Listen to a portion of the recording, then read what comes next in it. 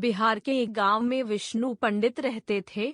विष्णु पंडित थे तो बहुत गरीब, लेकिन उन्हें दानी कहलाने का बहुत शौक था। वे रोज दो एक लोगों को अपने घर खाना खिलाने ले आते, चाहे घर में खाने को पर्याप्त हो या नहीं। दूसरे को खाना खिलाना वे अपना धर्म समझते थे। उनकी पत्नी लक्ष्मी को उनकी यह आदत पसंद नहीं थी, पर वह किसी न किसी तरह घर चलाया करती थी। कभी उसके घर से चावल उधार लाती तो कभी सब्जी। एक दिन उसने सोचा कि इस तरह कब तक काम चलेगा।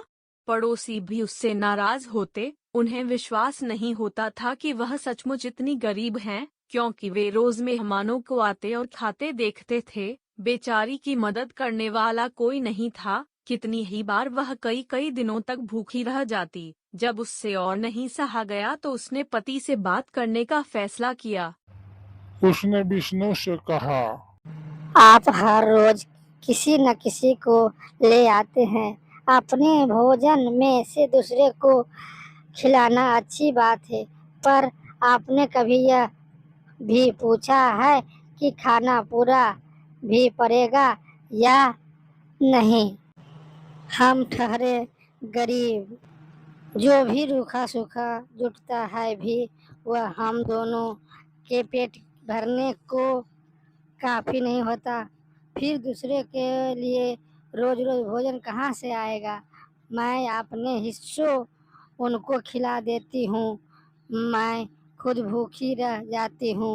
मुझसे अब और नहीं सहा जाता। अब लोगों को बुलाना बंद कर दीजिए। लेकिन विष्णु पर कोई असर नहीं हुआ। अगले दिन रोज की तरह वे दोपहर को दो अजनबी के साथ भोजन के लिए घर पहुँचे। लक्ष्मी ने उन्हें दूर से आते देखा तो घबरा गई। उसने सोचा कि आज फिर मैं भूखी रह जाऊंगी, लेकिन अचानक से उसे एक उपाय सूझा। विष्णु ने मेहमानों को हाथ जोड़कर कहा, आप बैठिए, मैं अभी मुंह हाथ धोकर आता हूँ। उनके जाने के बाद लक्ष्मी धान कूटने का मूसल उठा लाई और उसके दीवार के सहारे टिका दिया। उसके बाद उसने दीप जलाकर मूसल के आगे रख दिया। मूसल के चारों ओर दो चार फूल भी डाल दिए और उसके सामने हाथ जोड़कर बैठ गई। वह ऐसी जगह बैठी जहाँ से अतिथि उसे देख सकें। अतिथियों ने उसे देखा तो वह हैरान रह गए। मूसल की पूजा करते उन्होंने आज तक किसी को नहीं देखा था। दोनों आकर लक्ष्मी के पास खड़े हो गए। वह ध्यानमग्न बैठी थी। उसने अपनी आंखें खोली और सिर घुमाया तो उन दोनों को खड़ा पाया। आप मूसल की पूजा क्यों कर रही है? मैं आपको कैसे बताऊं? लेकिन आपको बताना ही पड़ेगा, क्योंकि इनका संबंध भी आप ही से है। अब तो वे दोनों भेद जानने के लिए लक्ष्मी के पीछे पड़ गए। पहले आप वादा कीजिए कि मेरे पति को कुछ नहीं बताएंगे। उन दोनों ने वादा किया। मेरे पति दानी आदमी है। ये मेहमानों को घर बुलाकर खाना खिलाते हैं और खिलाने के बाद उन्होंने इसी मूसल के खूब पीटते हैं। कहते हैं यही उनका धर्म है। मैं खाना तो बनाती हूँ, लेकिन मारने पीटने से मेरा कोई संबंध नहीं है।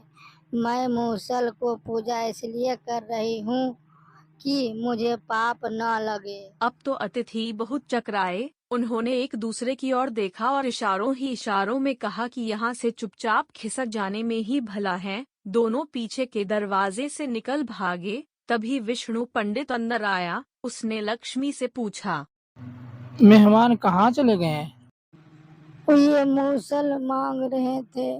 मैंने कहा मेरे घर में एक ही मूसल है, मैं नहीं दूंगी। बस वे नाराज होकर चले गए। तूने मेरे मेहमानों का अपमान कर दिया। लाओ मूसल, मैं उन्हें दे आता हूँ। पत्नी के हाथ से मूसल छीनकर वह अतिथियों के पीछे दौड़े। दोनों काफी आगे निकल गए थे। उन्होंने विष्णु पंडित को गुस्से में मूसल उठाए पीछे आते देखा तो देखो, वह आ रहा है हमें मारने।